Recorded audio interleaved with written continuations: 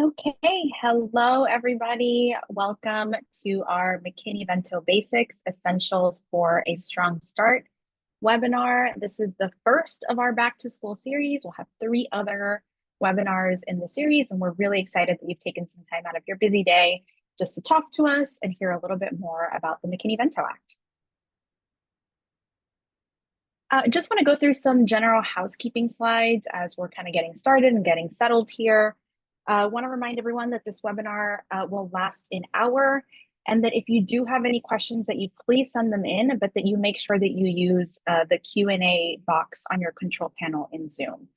There's a lot of chat activity usually in our webinars, and so we might miss things if they're in the chat box. So I encourage you to please put them in the Q&A box so that we can easily access them. The other thing I'll highlight is typically when we do McKinney-Vento Basics, we get a lot of questions around determining eligibility.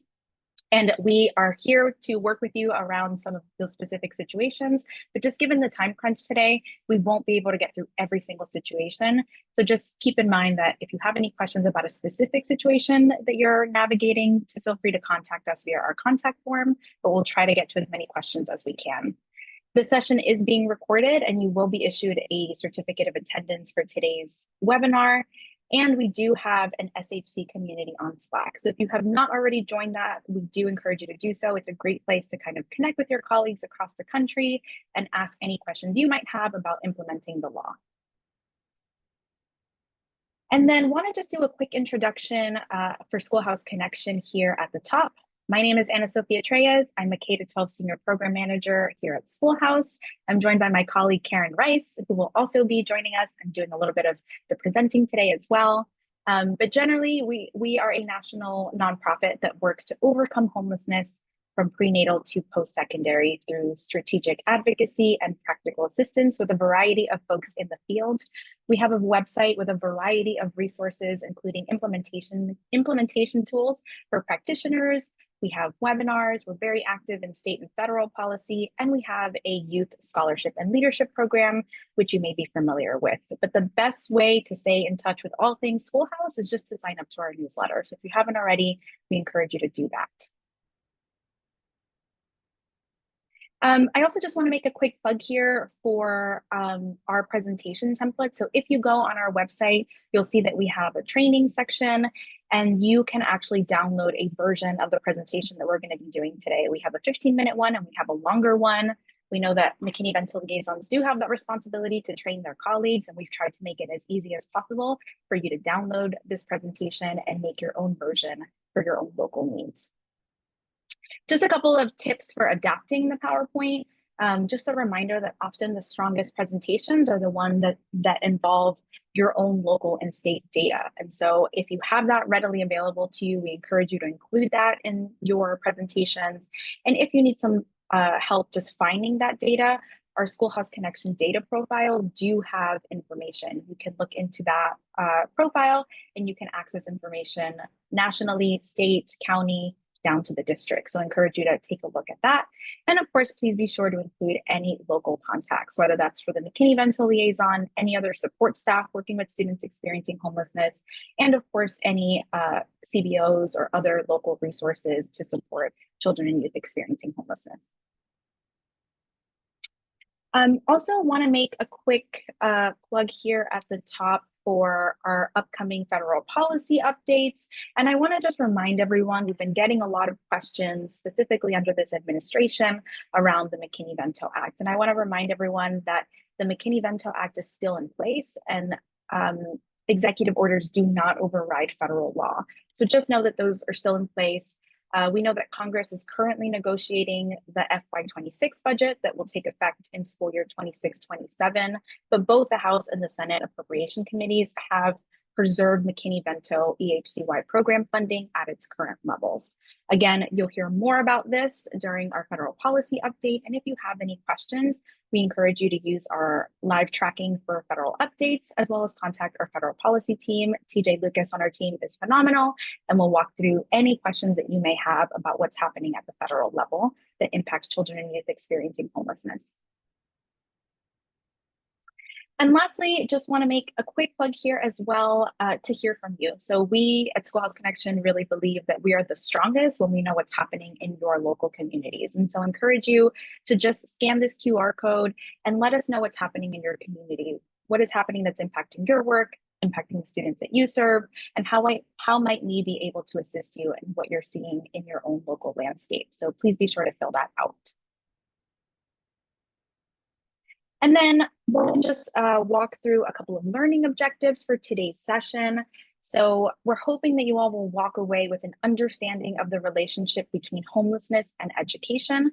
We're hoping that you will be able to describe living situations that are covered under the McKinney-Vento Act.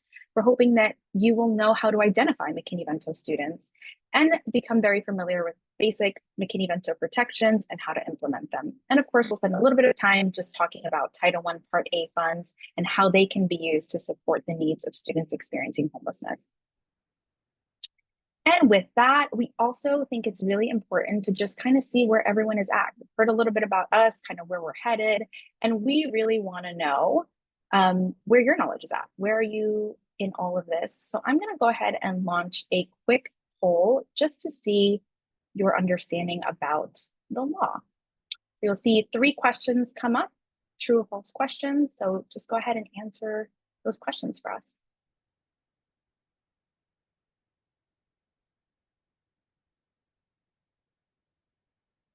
Okay, there's a lot of participants today, so I'm going to do my best to just keep an eye on completion here, but it seems like they're coming in fast and furious.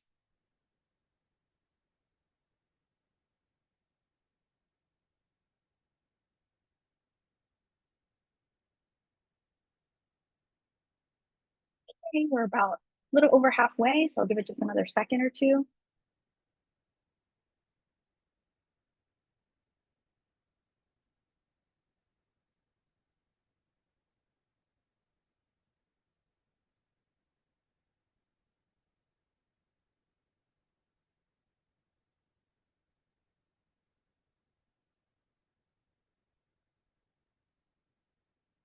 Okay, almost there, give it just another second.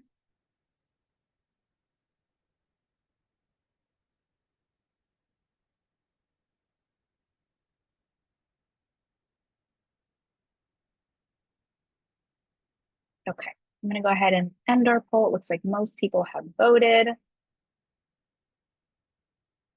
Okay, so it looks like most folks have said true to the first question, false to the second question, and true to the third question. So we will revisit those a little bit later and just kind of see how y'all are feeling after we cover our content today. So thank you for bearing with me there. Okay, so in a little bit, I will walk us through a couple of data slides just talking about kind of homelessness trends nationally.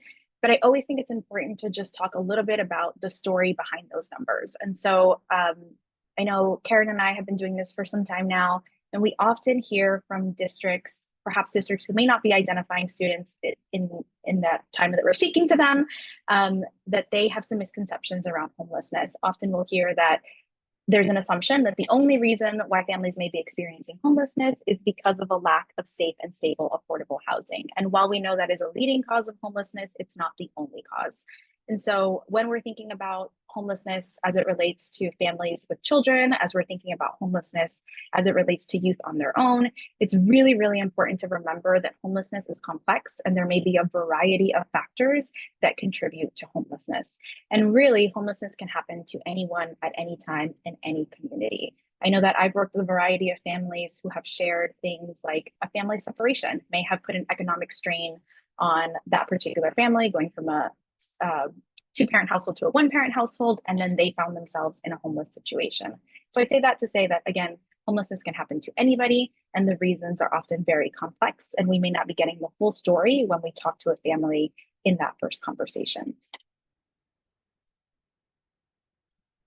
And this next slide here just walks us through some data that we have sourced directly from our Schoolhouse Connection data profiles.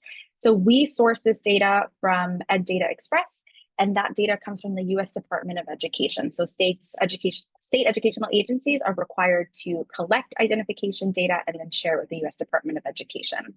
The one drawback of this data set is that it takes a while to compile all of that data. So you'll see that the most recent available data that we have is from school year 22-23. That being said, this data still tells a pretty important story about the importance of homeless students being connected to their school buildings. So you'll see that in the early pandemic, the number of children and youth experiencing homelessness as identified by their schools was roughly 1.38 million. But you'll see that in the early pandemic and in those pandemic years, that number dipped a little bit. We at Schoolhouse Connection and other experts in the field do not attribute that dip as a decline in homelessness, but rather, again, speak to that connection of school and identification. So we know that when schools shifted to remote learning, and many of our students were not able to connect to remote learning, either because they didn't have devices, they had connectivity issues, or simply they didn't have a safe and secure environment to participate in remote learning. But when we go into that recovery year, school year 22-23, you see that those numbers kind of rise back up to where they were pre-pandemic levels. And even though we don't have the national data at this time, we do know, based on what we see available in state educational agency data and some local data, that for many LEAs, that number, and SEAs, that number has risen to pre-pandemic levels. And in many cases, it has risen above those numbers. Even with all that, under-identification continues to be a big challenge in our field. And one thing that I do think is important to highlight here as well is that there's also often a misconception that homelessness only happens in very specific neighborhoods, whether it's urban neighborhoods or low-income neighborhoods. But what we know is that the prevalence of homelessness in rural and suburban communities is the same, but often more hidden. And so there's no greater example of this than what we're seeing right now in terms of natural disasters. Over the last year, I know that there's been all sorts of things that have happened across the country. And in many of those circumstances, families, again, who may not have imagined being in a homeless situation have found themselves experiencing homelessness, either because they lost their housing in whatever natural disaster or just the economic hardship that was put on that community. So just encourage you, if you are in a district that has not identified any students before, just to take an eye and keep an eye out on your identification practices to make sure that you're identifying those students and not missing anyone. It's also really important to take a note of where our students are staying when they are first identified by their schools. So again, this data comes from our Schoolhouse Connection data profiles, and it's looking at where students were staying in school year 22-23. You'll see that the majority of the students that were identified were staying with others temporarily. This happens for a variety of reasons, whether it's families being afraid of seeking shelter or stigma associated with entering a shelter, or simply not having the economic resources to pay for hotel motels while they're experiencing homelessness.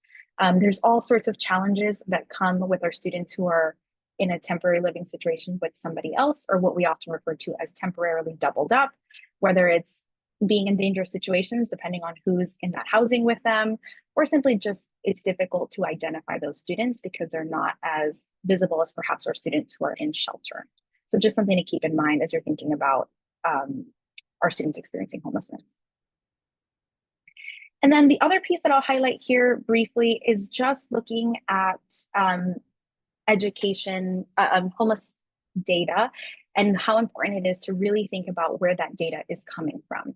So what you're looking at here is a comparison of data that is reported by the US Department of Housing and Urban Development, also known as HUD, versus student homelessness data that is reported by the US Department of Education.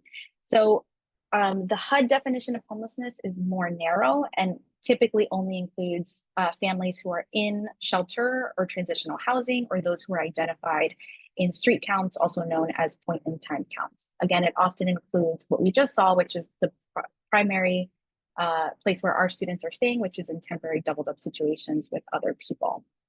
So if you were to just look at the bottom line of that HUD data, you might assume that family homelessness has remained relatively stable since 2004.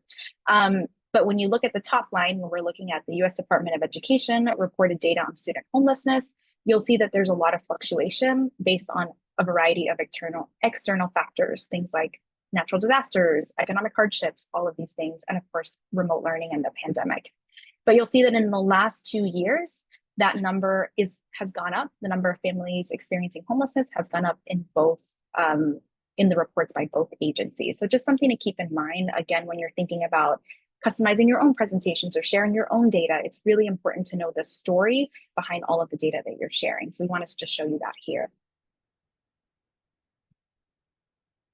And then many of you may be McKinney-Vento liaisons, many of you may already know this, but just want to remind folks that homelessness in and of itself creates all sorts of barriers for our children and youth. And so high mobility, trauma, fear, all of the things associated with homelessness can have real consequences on the experiences of our children and youth.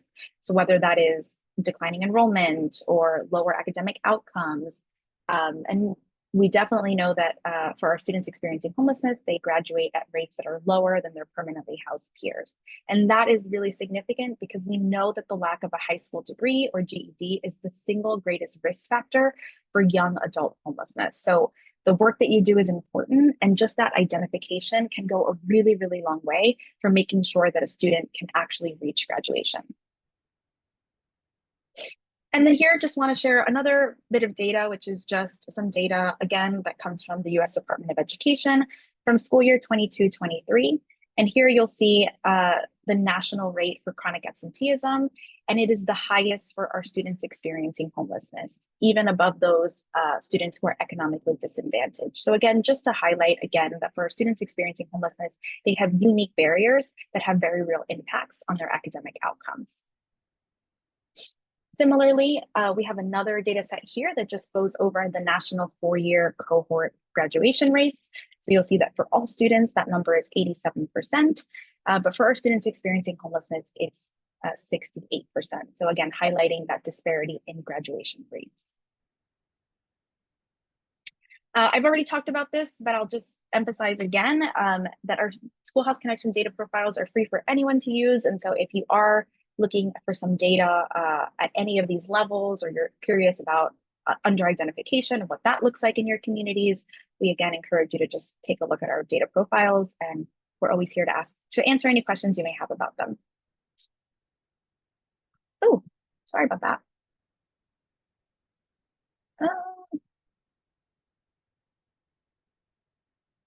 Second, while I get my presentation up again. Okay. So want to just shift gears a little bit. We've talked about data. We've talked about kind of the impacts of education, of homelessness on education. And I want to talk about the McKinney-Vento Act. So why we're hopefully all here. So the McKinney-Vento Act is a federal law that was passed in 1987. And really the purpose of the law is to provide educational stability for students who are experiencing instability in their housing. This law was last updated in 2015 as part of the Every Student Succeeds Act. And I don't expect anyone to be an expert on all things legalese, but what I will say that's really important to know about that reauthorization is that the term awaiting foster care was removed from the definition of homelessness. So if you happen to be someone who works with students experiencing homelessness, as well as those in foster care, we encourage you to just make sure that you are not identifying those students depending on the circumstances. There is a different set of educational protections that students in foster care receive under a different federal law, and your local contacts as well as your state educational agencies might be able to point you in that direction should you need some help there. And then the last piece I'll highlight here is that the McKinney-Vento Act applies to all local educational agencies, including public charter schools. The only places that this does not apply is for any students who are in private schools. So just a reminder there that this is a federal law and it does provide these protections to all local educational agencies. The other piece that I want to talk about here is just a reminder that the McKinney-Vento Act does require local educational agencies to designate a McKinney-Vento liaison who has the capacity to meet these 10 duties that are outlined in the law.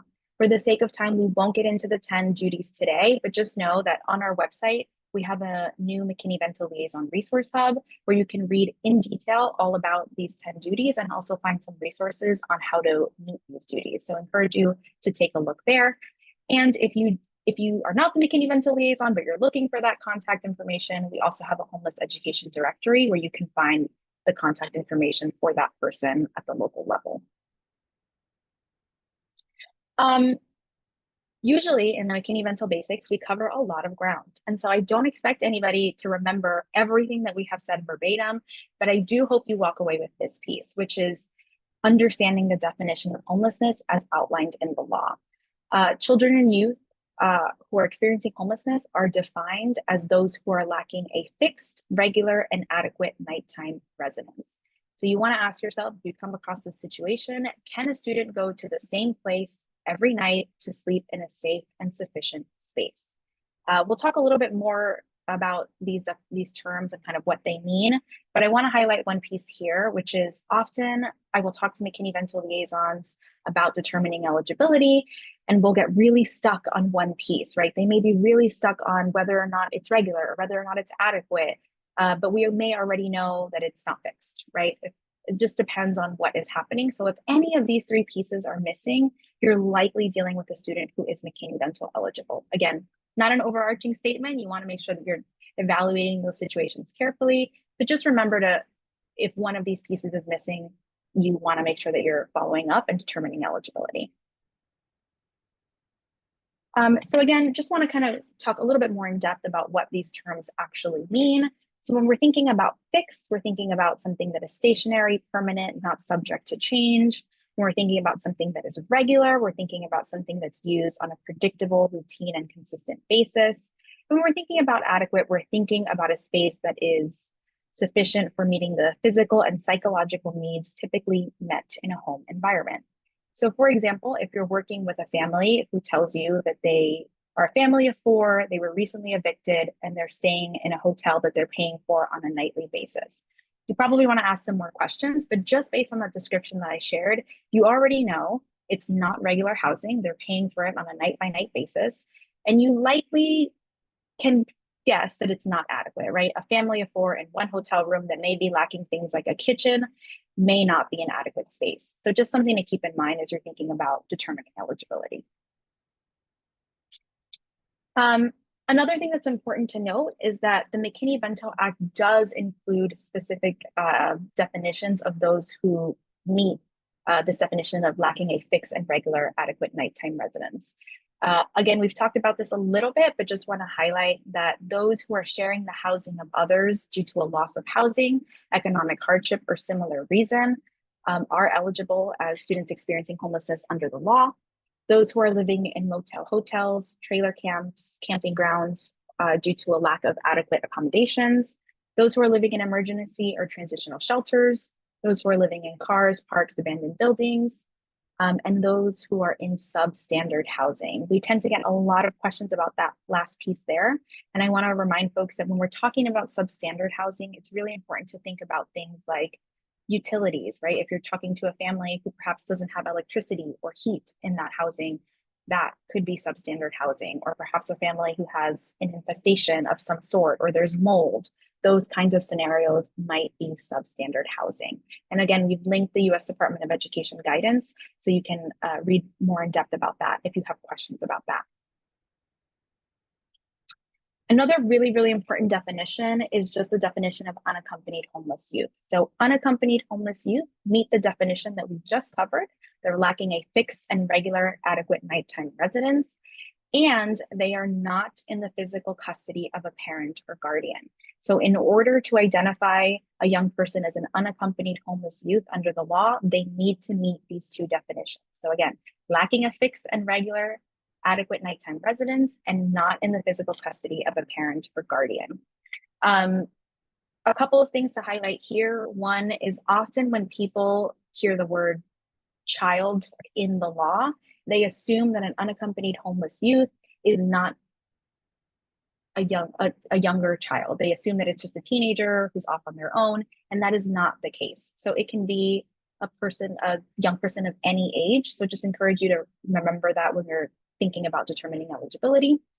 And then the last two pieces are just reminding folks that, as we just covered, the reasons that a young person might leave their home or be asked to leave their home can be really, really complex. And we may not get a full picture just based on one conversation. It takes a really long time for unaccompanied homeless youth to build trust with people in their school building, and especially with a McKinney-Vento liaison if it's not somebody they're regularly having conversations with. So just a reminder to please be patient and make sure that you're asking questions just to get a full picture in a way that is comfortable for that young person. The last piece I'll highlight here is that homelessness in and of itself is not a reason to report a young person to Child Protective Services. Again, if there's homelessness and abuse, neglect, some other thing, I know many of you may be mandated reporters, that is a scenario in which you would report that, but just the qualification of homeless is not. And so just a reminder there about unaccompanied homeless youth in particular. If you have more questions about this, you're in luck because our next webinar in this series is about unaccompanied homeless youth. So hold on to those questions. We'll talk more about that then. And then just to kind of set you all up for success here, wanted to cover a couple of questions that we think is really helpful when you're determining eligibility. Again, we encourage everyone to really evaluate every situation individually, not make any blanket statements about any situation, but there are a couple of things that you might want to consider. In particular, we get a lot of questions about families who are in temporary doubled up situations. So staying with somebody due to a loss of housing or economic hardship. And you might want to consider a couple of things in those situations. So one, you might want to figure out, does the family have a legal right to be there? Do they have a lease or some other legally binding agreement that will allow them to stay there? Is there adequate space? Again, does the family have, does the child have a private space where they can go and be? And so those things are just very important to think about.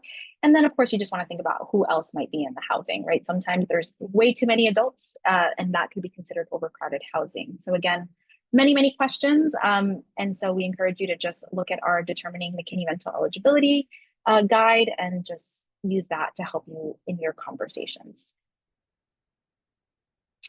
I kind of alluded to some of this as I was going through the data and also talking about our unaccompanied homeless youth, but want to remind folks that often I've heard McKinney-Vento liaisons say things like the family wasn't forthcoming or they didn't tell me that they were experiencing homelessness.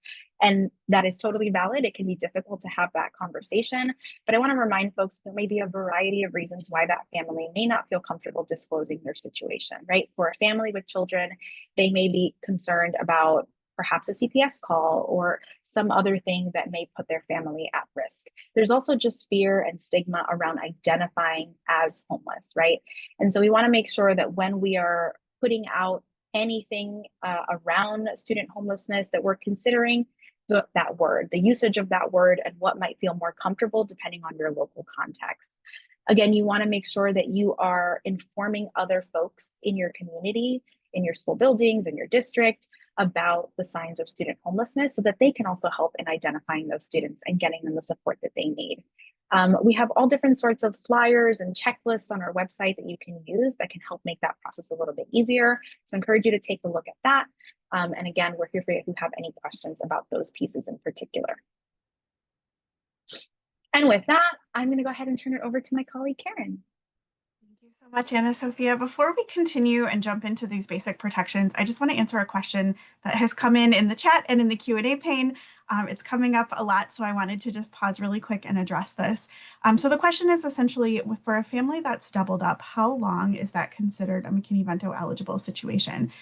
And so I just want to say very ambiguously, it depends on the situation. Every situation is determined on a case-by-case basis, of course, but we really want to look at what led that family to move into that doubled up situation. Where are they all sleeping in that home?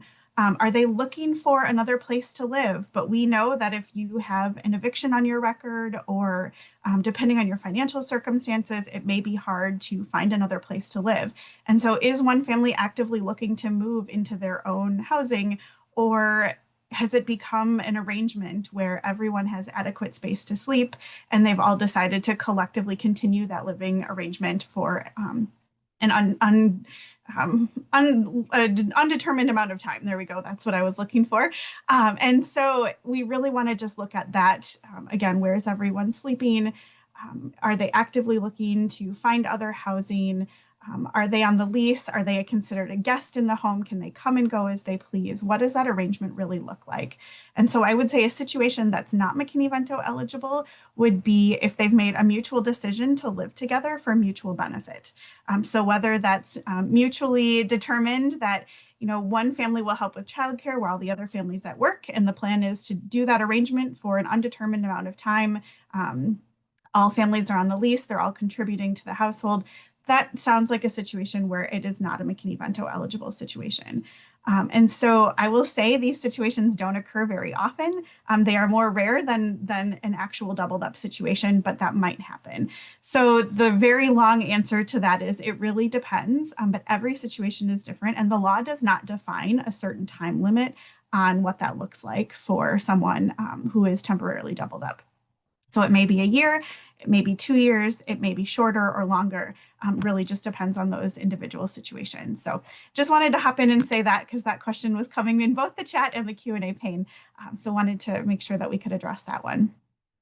With that, I want to jump into talking about the basic protections under McKinney-Vento. And so as Anna Sophia said, all LEAs and public charters are required to follow the McKinney-Vento Act. And the purpose of that is to really focus on providing that school stability for students who are experiencing homelessness to be successful. And so part of providing that educational stability is keeping students in their school of origin, or having students attend where it's in their best interest. Now, we typically presume that keeping students in the school of origin is in their best interest, but it may happen that the parent or the youth wishes to attend in the local resident school. And so want to just say that these are the options for students under McKinney-Vento. So the school of origin, I don't think that we've defined that yet for you. The school of origin is the school that the child last attended, was last enrolled in attending, or last attended when permanently housed. So keeping the child in the school of origin, or again, enrolling in that local resident school, but we really presume that the school of origin is in the best interest of that student. So when we're thinking about best interest, on the next slide, if we think about, again, presuming that the school of origin is in the best interest, we also know that we need to give priority to what the youth or the parent or guardian wants. And so that may be to enroll in that local attendance area school. And so we're looking at, again, the wishes and the requests of the parent or guardian or the youth. But it's really important that we're thinking about those student-centered factors when we're thinking about what's in that student's best interest. So that may be progress toward graduation. It may be how mobility affects achievement and what that student might lose from going from one LEA to another. There might be health and safety reasons, but we really want to look at all of those different factors and lay those all out, not just for ourselves as liaisons, but also for that student and that family. And when we think about our preschool students and our youngest learners, it's really important that we're also thinking about attachment to teachers and to those caring adults that that child has access to in their programming. And then, of course, the availability and quality of services in the new area and travel time for transportation and what that really will look like for that young child. Again, giving priority to the requests of the parent, guardian, or the youth. So an important piece of staying in the school of origin and looking at that best interest is also making sure that we're providing transportation to and from the school of origin. Again, including preschools in this because it's really important for our youngest learners. And so when we provide transportation for our students, it's really important to remember that they are eligible for this transportation through the remainder of the academic year, even if they become permanently housed. And so even if you have a student who is identified as experiencing homelessness in the fall and by the spring, they are permanently housed, staying in that school of origin with that transportation protection goes through the end of that academic year. And I think one other piece that we always talk about when we talk about transportation is what happens if that student is crossing LEA lines, is going from one LEA to another LEA, and how does that look? And so the law really says that if you have another way to determine how to divide that responsibility, that's great. And if you can't come up with another arrangement, you have to share that cost equally. So for some LEAs, that looks like maybe one transports in a bus one way and the other LEA brings that student back to where they're staying at the end of the day, and that's their arrangement. It might look like buses meeting at district boundaries. There are a lot of different ways that you can talk about that collaborative transportation. We are going to do a whole webinar on transportation in a few weeks. So if you have all the transportation questions, please bring those to that webinar. But I do want to say that it's really important that we're thinking creatively about how we do this transportation, and also that we're talking with the liaison in that sharing LEA. When I was a state coordinator, I always heard from liaisons that they were just receiving bills from the other sharing LEA. And they didn't even know that they had a student in common, but they maybe had access to different transportation options. And so having that kind of collaborative conversation and reaching out to that other LEA might provide some additional options for transportation, but then again, it's really important for that sharing piece. So just wanted to put a plug in for that, but we will also cover all that and more in our transportation webinar in a few weeks. Just a few other notes about transportation is the law requires that LEAs provide students who are experiencing homelessness with comparable transportation services to those provided to other students. And I know sometimes we need to have the legal citation for that to be able to share that with others in our LEA. So we wanted to provide you with that information here as well. And then another important piece that I just really want to make sure to highlight is we know that participation in extracurricular activities is a really important way to keep students engaged in school. And so it's really important and critical that we're looking at ways to address transportation barriers for our students who are participating in those extracurricular activities. Now, I know when we start talking about this, it gets really messy and complicated, and there are a lot of questions about what that looks like.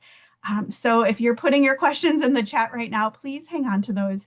And I do promise that we will bring that up again at our transportation webinar and have a lot more time to talk about that. We also have a couple of liaisons joining us for that, so they can share how they are really looking at some creative ways of meeting transportation requirements for extracurricular activities as well. All right, I'm going to pause here. So a few slides ago, we gave you a pop quiz on some different components of McKinney-Vento. So now that you've heard us talk a little bit, I want to give you an opportunity to answer these questions again. So please put those into the poll that should have just popped up on your screen. Thank you, Anna Sophia, for being so fast with that. Again, the questions are: every local educational agency, or LEA, must designate a McKinney-Vento liaison, true or false? Number 2, the McKinney-Vento Act does not apply to charter schools, true or false? Hopefully you know the answer to that already. And then number 3, McKinney-Vento students can stay in the same school even if they move out of district. So again, true or false? If you want to pop those into the poll, we'll leave it open for just another couple seconds here. Seeing that we're about a little over halfway, so I'll give it a couple more minutes before we close out that poll.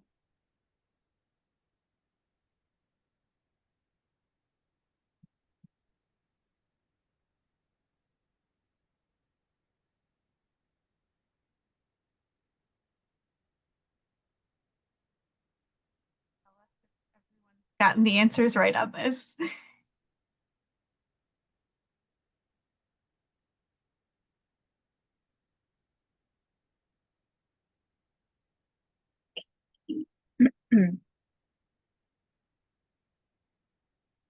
Looks like we've slowed down with participation, so I'm going to go ahead and end this poll. Okay, so I will just share that for the first question, we had most people answered true, and that is correct. Every local educational agency must designate a McKinney-Vento liaison. For the second question, the McKinney-Vento Act does not apply to charter schools. Most people responded false. And the answer is actually true. So again, reminder that the McKinney-Vento Act does apply to all local educational agencies, including charter schools. It's just those private schools that this would not apply to. So just keep that in mind. And then the last one, McKinney-Vento students can stay in the same school district even if they move out of district. Most people responded true. And as we just learned, that is also true. So thank you for your participation there. Excellent. All right, we've got a lot yet to cover, so I'm going to jump back into our slides here and to talk about immediate enrollment. So an important protection that our students have under McKinney-Vento is to be immediately enrolled in school. And that includes even if they don't have those documents that are typically required for enrollment. That might be proof of residency, immunization records, school records from their prior school.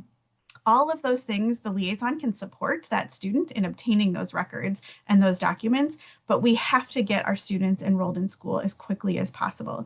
And enrollment, just to clarify, means attending classes and participating fully. So it's not just getting our students enrolled and having that name on the list, but it's also making sure that they're in class and they have access to all of those opportunities that their fellow students have access to. For our unaccompanied youth, immediate enrollment is also critical and required, even without a parent or legal guardian.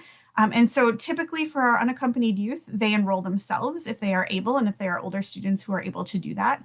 For younger children, we usually see that there is a caregiver, a trusted adult in their life that is helping with that enrollment, or it can be the liaison as well.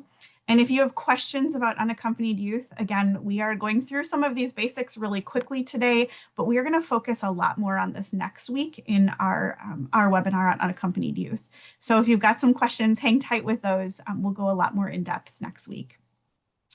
I do want to say that it's also important that the liaison knows that their responsibility is to help obtain other records that might be missing, particularly those immunization records or health screenings.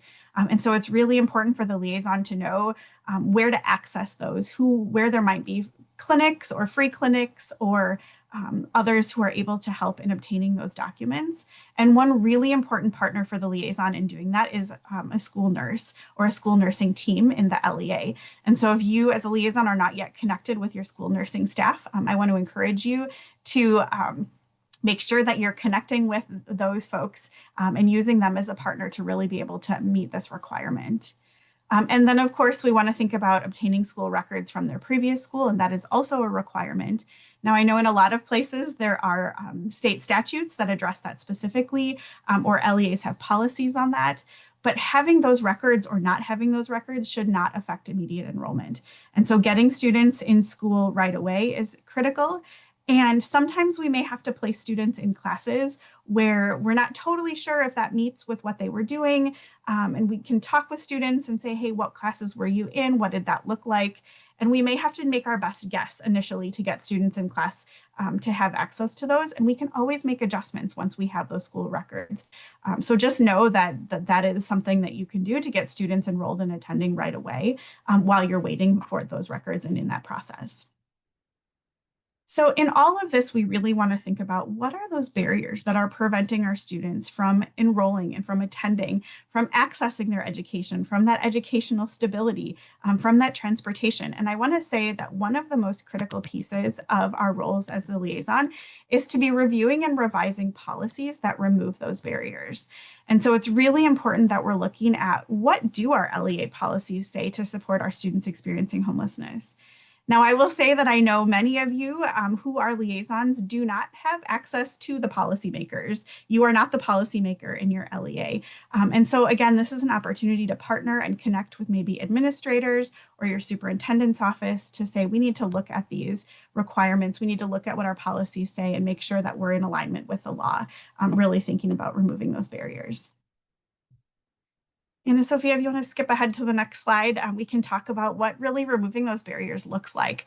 So we know that there are so many challenges for our students. It might be lack of internet. It might be lack of technology, having the device that they need. It might be in some places where there's substandard housing situations that they don't even have electricity to use those devices. Having that safe and stable environment to get homework done or to even have a place to go after school is always a challenge. Transportation, of course. I saw in the chat when we started talking about that there were comments going very quickly about how hard transportation is. And then moving from school to school, and that mobility can really lead to losing credits and having gaps in education. And so some strategies that we want to offer you when it comes to removing barriers is to think about checking in with your students regularly. Maybe that means they need some academic support. Maybe that means they need some support in the area of their social emotional learning. And so checking in regularly with students can help to figure out what their needs are and what kind of support can be provided. We can also make sure that they have access to the technology and devices that they need provided by the LEA. And then again, we know that those extracurricular activities are so crucial to engaging our students in school. And so rather than say, hey, talk to coach so-and-so and they'll get you started in this activity, or talk to this teacher or advisor of this club, we can be really intentional in taking our students to say, hey, we're going to help connect you. We're not going to put the onus on you to connect with this person, but let me reach out to the coach or the teacher or the advisor and make sure that you're connected right away so that we can get you participating in that activity. All right, I want to shift gears a little bit and talk about what happens if there's a disagreement. So we're talking about eligibility under McKinney-Vento and identification. We're talking about school selection and what's in the best interest of the student, the school of origin and the school of residence. We're talking about that enrollment piece. And so what happens if there's a disagreement between the LEA and the family or the youth? It's really important that you have a dispute process and policy in place. So when I mentioned going back in and looking at your policies and procedures in your LEA, that is absolutely critical to make sure that you have this dispute policy in place. Because if there is a disagreement, you're going to rely on that policy and following those steps in order to make sure that you are in compliance with McKinney-Vento and doing the right thing for your students and families. So if there is a disagreement, the parent or guardian or the unaccompanied youth must be provided with whatever decision was made in writing by the school or the LEA, including the way to appeal those. And so it's really important, again, when we're thinking about that, how do we provide that information in a manner and form that's understandable? Instead of handing a parent or a guardian or youth a long letter with information, do we need to provide that in another language? Do we need to provide that in another form, like maybe an audio file, or verbally, or just thinking about those different barriers that our families face to make sure that that's understandable and that process to appeal is understandable as well. It is the role of the liaison to walk with that parent through that process of disputing and to do it as quickly as possible. So we want to make sure that we are not dragging that out so that there's all kinds of unknowns on the part of the LEA and the part of the student of what's going to happen, but making sure that that's carried out as expeditiously as possible and making sure that that student is enrolled in the school where they're seeking enrollment during that entire dispute process, including through the appeals. So again, making sure this is happening with our unaccompanied youth as well, and that the liaison is supporting our unaccompanied youth in that dispute policy. So again, going back to your policies and procedures and really finding out, making sure that your policies say what you need it to say so that when it comes time where there might be a dispute or a disagreement, you can follow that and know that you are in compliance with not only McKinney-Vento, but also following what your LEA has already laid out. Another important piece of McKinney-Vento is thinking about high school graduation and college readiness. Now, I mentioned before that sometimes a barrier can be those lost credits. And so I want to just put in a plug to think about when you're looking at your policies and procedures in your LEA, what does that say about awarding and accepting partial credits? The law requires that we're doing that, but what does that practically look like in your LEA? So maybe that looks like training your counselors to conduct transcript audits, to really go through and dig into the transcript of your students who are coming from other LEAs to look for opportunities to award and accept those partial credits. It's also really critical that liaisons are making sure that unaccompanied youth are receiving their FAFSA verification, that they know that they can apply for FAFSA, for the free application for federal student aid to attend college, and that they have that letter that they need that verifies that. So again, working with your counselors is going to be a really important partnership for you to make sure that students have access to that. And we did link in a sample letter for you here. So when you've got the slides, make sure that you flag that and maybe share it with your counselors. Again, thinking about who are those partners and who are those folks within your LEA that you can work with. And then one more note that I want to say here is that it's really important that counselors are making sure that they're providing support to students as they kind of navigate thinking about what their plans will be after they leave high school, and really training counselors to identify and support youth who are experiencing homelessness throughout that process. It's also really important that we're considering our preschool age kiddos and our youngest learners in our LEAs. And so one great way to do this is to ask about non-school age siblings in the home when you're enrolling new families. And so if you have a family that comes in, that's a really easy question to add to a housing questionnaire or to add to the interview process that you may have when you're working with families. Because the law requires us to ensure that our children can access programs like Head Start, Early Head Start, early intervention programs, preschool programs, 4K programs that are administered by the LEA. And it's really important that we're helping families to make those connections. So I do want to highlight the checklist that's linked in here. Again, you will have access to the slides. I know we've been dropping the link in the chat periodically, but make sure you check out this checklist here. Many of the programs that we're working with for our preschool age kiddos and our young kiddos also have similar requirements as McKinney-Vento. And so we're looking at removing those barriers to give kiddos access to those programs as well. And then finally, we've been talking about charter schools. And so I just want to say that it is also really important for any state that receives these Title IV Part C charter school funds that we are working with our charter school folks to make sure that our students experiencing homelessness have access to attend those schools as well, and to eliminate any barriers that may exist. All right, that was a lot of information, and I can see the chat is filling up fast and furious, and also our Q&A box. So thank you so much. Definitely keep those coming. We have a little bit more to cover. We'll hopefully have time for some questions, but I want to keep moving forward, and then I will pause for some questions after this next section. So I want to take a minute to talk about funding sources, because sometimes when we talk about all of these requirements and McKinney-Vento programs and the responsibilities of the liaisons, one of the biggest questions that we get is, how do we fund all of this? How do we make all of this happen? What funding sources are available for us to use to support the programs and the needs that our students have? And so I want to specifically talk today about Title I Part A funds, because this is a really important funding source for our McKinney-Vento programs that's often underutilized.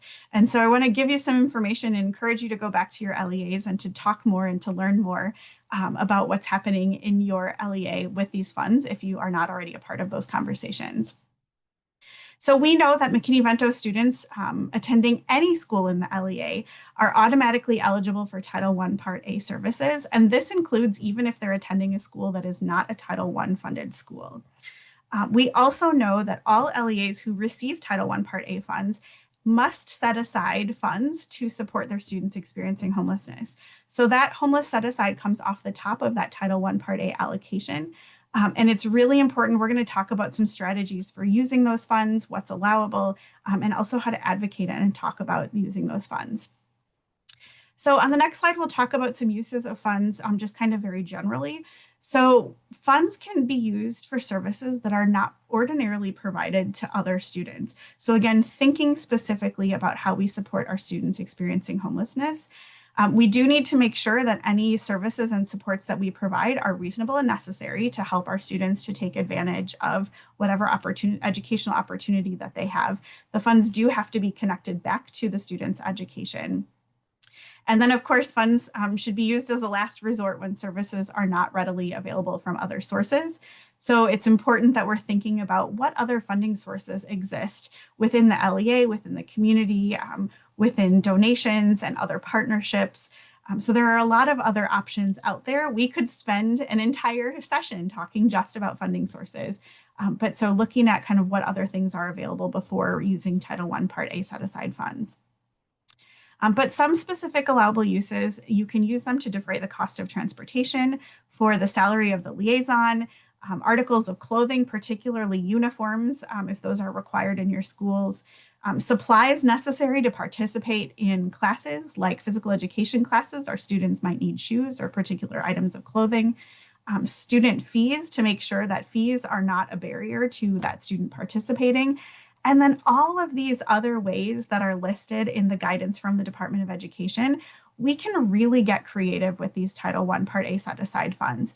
And so if you have things that you're doing that you're using your Title I Part A set aside funds for, we would love to hear from you. And so we're really looking to share some more examples because this list is wonderful and it's extensive, but we know there's so much great work happening. So we'd love to highlight some of those uses. If you are doing something, please reach out to us to talk about what you're doing and what kind of creative and innovative ways you're using your funds to support your students. Okay, just one more thing then about looking at the Title I Part A homeless set aside. And this is probably the hardest piece of all of this because it's really important that we're thinking about how we calculate how much money to set aside in the set aside. And so there's no particular way that's laid out for us in the law. It doesn't give specific, you must do this amount or you must do this particular calculation. There's no formula to that. So one way that we can think about how much to set aside is to use a needs assessment to look at enrollment trends, to look at other data, to look at what the needs are of your students over the course of a few years. You can think about multiplying that as a per pupil cost. You can think about different other ways and creative ways to figure out how to use funds to meet those needs. But using that data will tell the story of what your students' needs are and what those enrollment trends look like. So Anna Sophia shared a lot of slides on data. And if you are not connected to your data folks in your LEA, I want to just say that's another important partner because when you're looking at this needs assessment and you're thinking about your set aside funds, having those partners to say, hey, I need this data. Hey, I want to look at this. We're putting together a needs assessment. We want to be intentional in setting aside the right amount of funds. Can you share this data with me or help me access this data? That's a really important piece of that partnership. It's also really important to be looking at the needs of students more than once a year. So thinking about different points during the school year. Maybe that's at the beginning of the year and then again after semester break. And thinking about what might change between those two time periods and what needs are coming up between that. And then also the Department of Education encourages us to think about how do we evaluate the effectiveness of what we're using our set aside funds for to make sure that we're setting aside the appropriate amount of funds. Maybe we need more, maybe we need less, maybe we need to connect with another funding source. I doubt we need less. I will say you probably need more for funds. And so if you're really intentionally looking at and evaluating what your funds are being used for and how that's effective, that's a really great way to then go back to your business office or your federal program staff and say, this is what we need. This is why we need more funds. This is what our data shows. This is how it's been effective and the impact that it's made on our students. All right, that was a lot. I know that we only have a couple of minutes left, so I'm going to turn it back over to Anna Sophia. Great, thank you. I don't think we have time to go through every single question. I want to make sure that we kind of wrap us up here.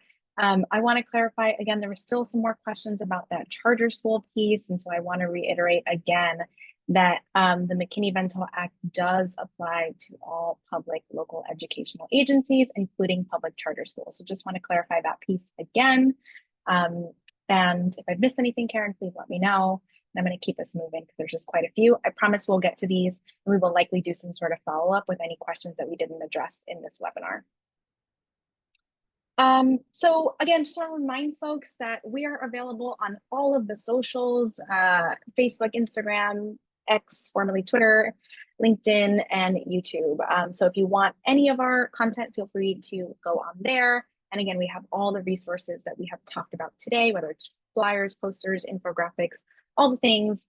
So please be sure to take a look at that. We've kind of mentioned this already and kind of made plugs as we were talking about it. That was strategic because we want to see you all again. It was lovely to spend an hour with you. So come hang out with us again. Next week, we'll be talking about unaccompanied homeless youth. The week after that, we'll be talking about transportation. And on October 1st, we will be talking about determining McKinney-Vento eligibility. I know that's a hot topic and I see a ton of questions in the chat about those situations. So again, hold on to those, bring them back, and we'll be happy to walk through some examples. This is us. So if you have any questions about anything that we talked about, again, you have our contact form and you have our contact information. So Karen and I are here for all of your questions. So please let us know if there's anything that we can help you with.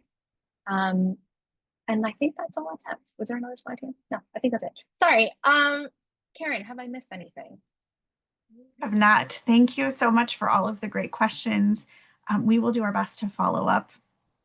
in some way with all of those. We know that there are a lot of questions needing a lot of answers. So please feel free to reach out to us in the meantime. And just want to thank you so much for spending your time with us today. And we hope to see you again next week.